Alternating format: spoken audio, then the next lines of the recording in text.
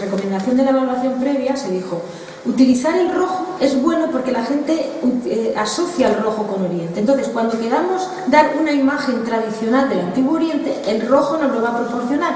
Si os fijáis, toda la primera parte y la bienvenida a la exposición es rojo fundamentalmente.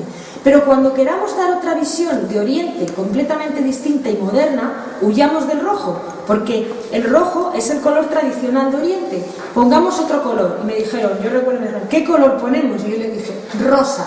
Y efectivamente, en la última parte hay un color morado, rosáceo, que no tiene nada que ver con ninguna imagen y no salían estos colores primero que nosotros vimos que tenían que ver con Oriente, que era fundamentalmente el rojo, el amarillo, el blanco y algo del azul, ¿no? Entonces, bueno, esto se utilizó el rojo, las imágenes de Mao, no sé, bueno, ¿lo veis? Las imágenes mentales. Quiero que veáis que no solamente se utilizó la imagen, sino también el texto. Es decir, veis que pone la seda, la laca, la porcelana, los aromas, ¿lo veis ahí? La imagen del Antiguo Oriente que construyó Eloísa no se componía solamente de imágenes, también había dos preguntas de carácter conceptual que eran muy importantes, porque en este caso, el Antiguo Lejano Oriente nos permitía conocer qué concepto asociaba el público, ¿no?, a esa idea, al Lejano Oriente. Nos salió este panorama. Sobre todo, aquí destaca el tema de misterio y exotismo, con todos los conceptos relacionados que se vinculaban a esos dos principales. Para nosotros, esto era un problema, igual que el de lujo, aquí a la derecha, porque para nosotros, bueno, para empezar, lo que queríamos era poner de manifiesto que la idea que teníamos sobre Oriente era un mito. Pero luego, además, queríamos utilizar los conceptos de exótico y maravilloso para utilizarlos como clave de dos áreas expositivas diferentes. La primera área expositiva se llama Orientes Maravillas, maravilloso. La segunda se llama Orientes Exótico, exotismo. Son conceptos que actualmente forman parte indisociadamente de nuestra imagen mental de Oriente, pero que en su momento no estaban juntos.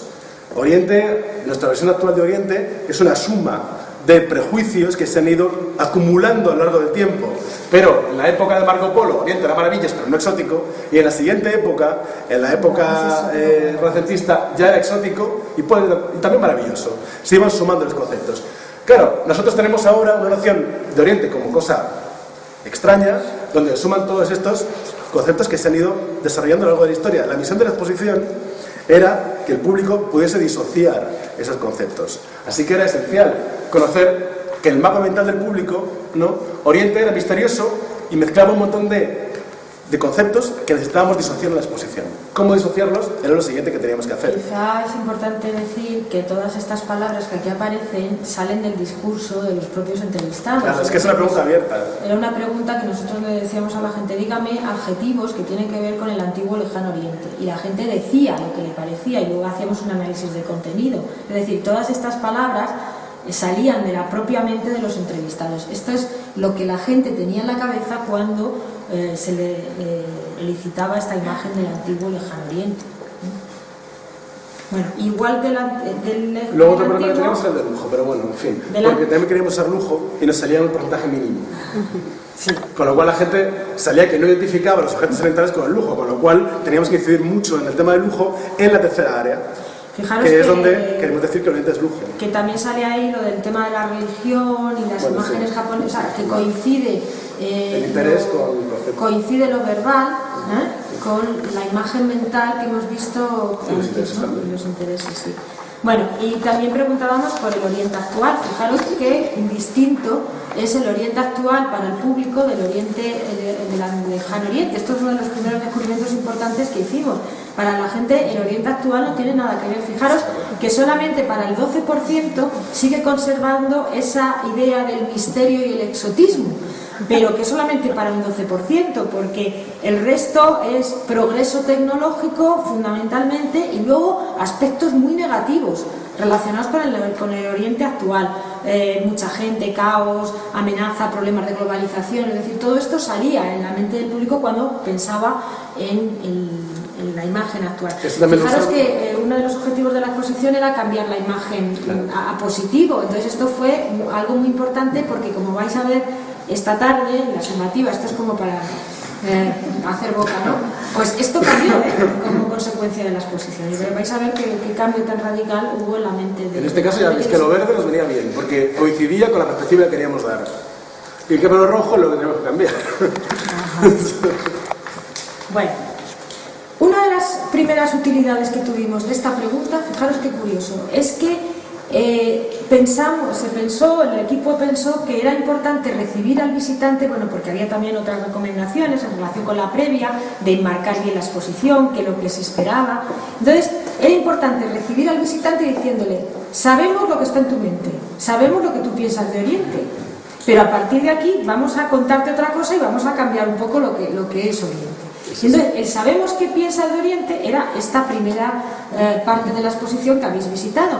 Y recordáis esas pantallas donde aparecen adjetivos, místico, bueno, eso es lo habéis visto antes, me imagino. Todos estos son adjetivos que el público dijo. Todos estos adjetivos se tomaron de la evaluación previa. O sea, no hay ni uno que nos inventáramos nosotros, todos salieron de la mente del visitante.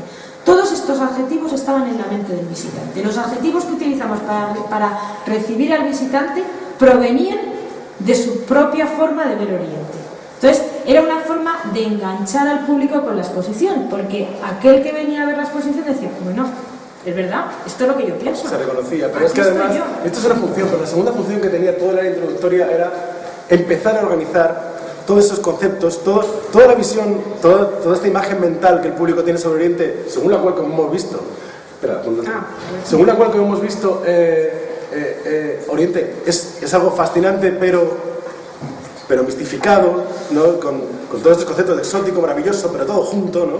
Queremos empezar a organizárselo, porque claro, la exposición va de eso, va de cómo nuestra visión sobre Oriente, siempre mistificadora, se ha ido enriqueciendo con conceptos diferentes. Y por eso estas televisiones, que por una parte cumplían el papel que ha dicho Eloísa, de que el público reconociese su visión, es imposible que no, porque claro, de tanto concepto de Oriente en la exposición, la segunda función era de directorio, y como veis, cada una de las pantallitas ya organiza. Y entonces, la primera, que es Orientes Maravillas, tenía debajo todos los conceptos vinculados a Orientes Maravillas. La segunda, que es Orientes Exótico, tenía debajo lo vinculado a lo exótico. Pero lo mismo, esta misma función cumplían tanto el panel introductorio, que se denominaba Oriente, Mito, Realidad, donde le decíamos, claro, se pasa, donde le decíamos al visitante: usted siempre ha pensado que Oriente es una mezcla de cosas maravillosas. Pero, ¿qué clase de visión es esta? Es una visión mítica. ¿Quiere usted tener otra visión? Es lo que le vamos a proporcionar en la exposición en última instancia. Y este mismo discurso lo proporcionábamos también en esta primera selección de piezas, donde dábamos las tres ideas fundamentales de la exposición a través de piezas. Una idea que es: ha habido una relación marcada por épocas entre Oriente y Occidente. Esta relación en general ha dado lugar a una visión mistificada de Oriente, ¿no? Pero Oriente tiene su propia realidad que interesa conocer en sí misma. Eso es lo que daban las tres piezas. Es que ya ves que además hablamos ya directamente de mentalidades. Nuestra imagen del eje Oriente tenía y luego, pero a su vez hay un Oriente. Esa es la dialéctica de esta exposición. Fijaros, les poníamos una serie de frases a la gente sobre Oriente y una de las cosas que nos decía un 34%, por ejemplo, de verdadero y falso, ¿no? Si estaban de acuerdo. Y un 34% estaba de acuerdo con que los productos orientales son en general de mala calidad. Todo esto son importantes todas. Lo que pasa es que hemos marcado la roja en vista, como dice Eloísa, a la sumativa. Cada una de estas quedan desconocidos. Que la influencia económica y lo de los baratos, todo eso dio lugar a determinados discursos a determinadas carteles o textos concretos en el discurso expositivo, exceptuando lo de mala calidad de baratos, que no tiene, bueno, es una recomendación del estudio de público, ¿no? Que el museo incidiese en la calidad de los objetos orientales, pero eso no se hizo y se nota al final. También se nota como en lo de que los productos eran desconocidos, que evidentemente es uno de los ejes fundamentales de la exposición, ¿no?